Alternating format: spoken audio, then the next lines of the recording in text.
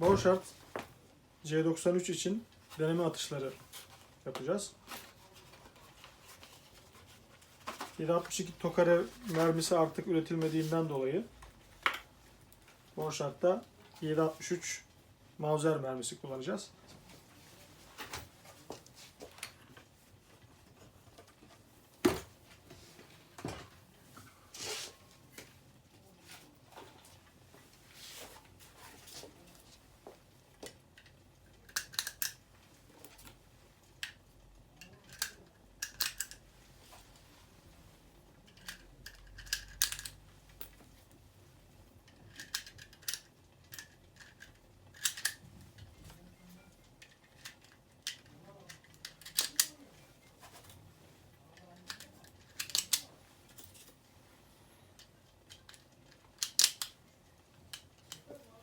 Yedi tane mermi yükledim.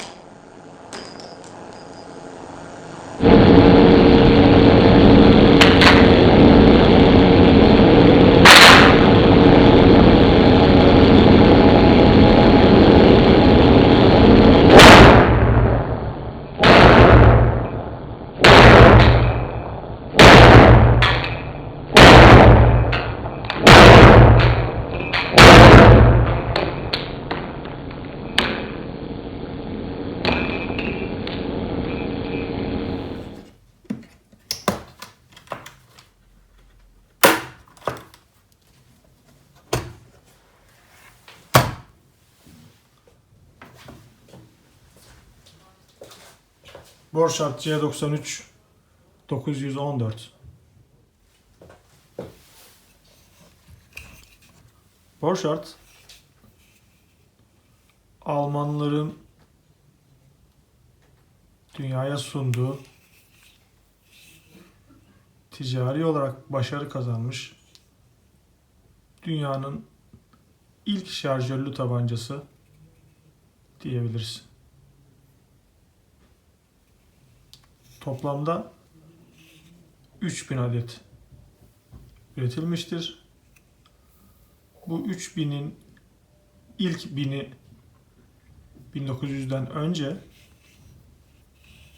ikinci 2000'i 1900 yılından sonra üretilmiştir.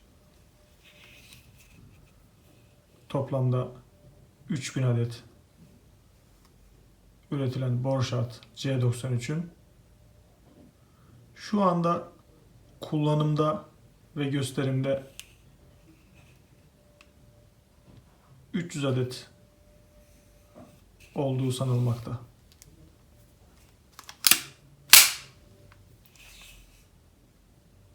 Gerçekten de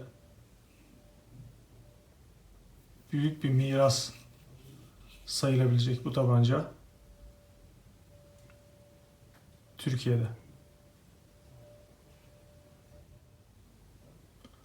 Burada yazan seri numarasından da anladığımız üzere bu Borchardt 1900 yılından önce üretilen silahlardan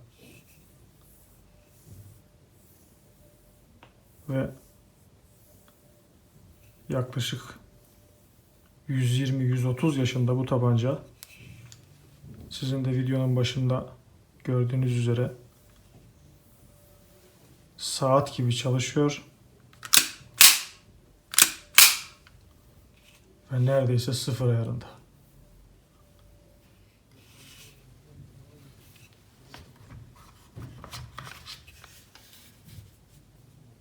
Ayrıca uzun mesafe atışları için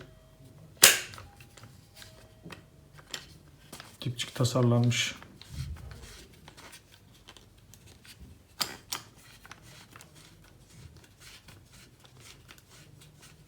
Bu şekilde sıkıştırarak uzun mesafede atış yapılacak bir hale de gelebiliyor. çıkarırken burayı gevşetmek suretiyle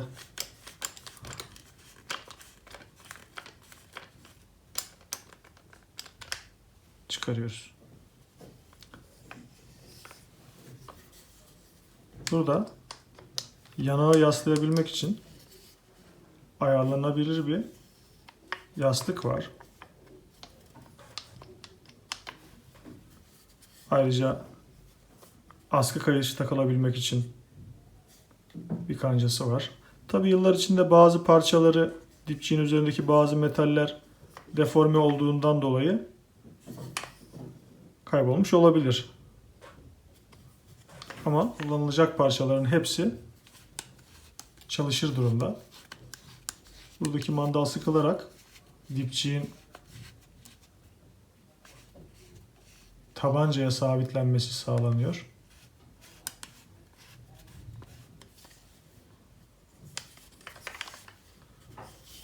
Dipçiyi de 130 yaşındaki bir dipçiye göre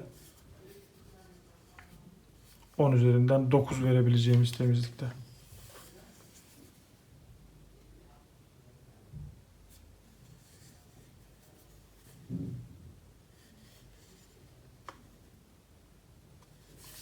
Çalışmayan hiçbir aksamı yok.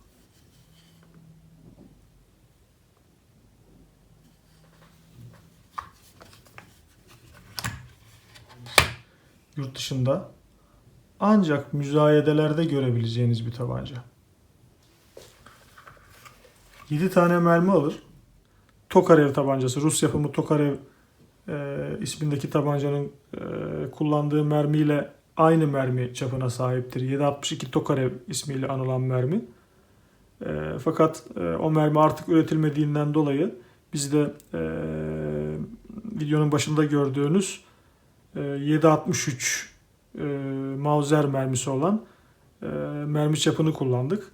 Rakamsal olarak da anlayabileceğiniz gibi arada neredeyse hiç fark olmadığından dolayı tabancanın çalışmasına, performansına herhangi bir olumsuz etkisi olmayan bir mermidir 7.63. Rahatlıkla bu tabancada kullanılabilir. Antika ruhsatına sahip ülkemizdeki tek şarjörlü tabanca diyebiliriz. Çünkü ülkemiz yasalarına göre sadece 1900 yılından önceki tabancalara antika ruhsatı verilmekte. Ve 1900 yılından önce de dünyada üretilmiş başka bir şarjörlü tabanca olmadığından dolayı Türkiye'deki antika ruhsatına sahip tek şarjörlü tabanca diyebiliriz Borchardt için. Borchardt C93 yaklaşık 130 yaşında, kondisyonu çok yüksek, sıfır ayarında bir tabanca. Siz de atışlarda gördüğünüz üzere saat gibi çalışmakta. Gerçekten dünya üzerinde yaklaşık 300 tane kaldığı sanılan dünyanın ilk şarjörlü tabancası. O tarihlerde yapılabilmiş bir mühendislik harikası. Gerçekten bu tabancanın ülkemizde olması ve benim bunu tanıtıyor olmam benim için bir gurur kaynağı.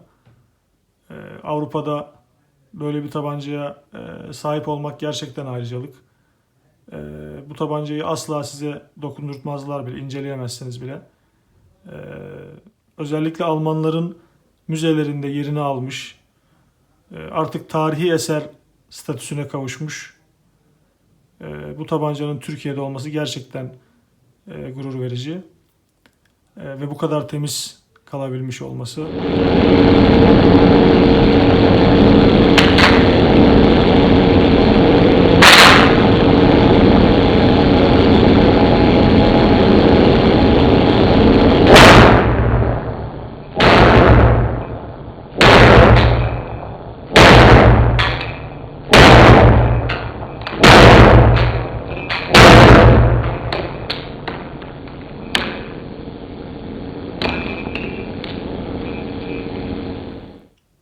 Tarihi eser, mühendislik harikası, dünyanın ilk şarjörlü tabancası, silah sektörünün Mona Lisa'sı.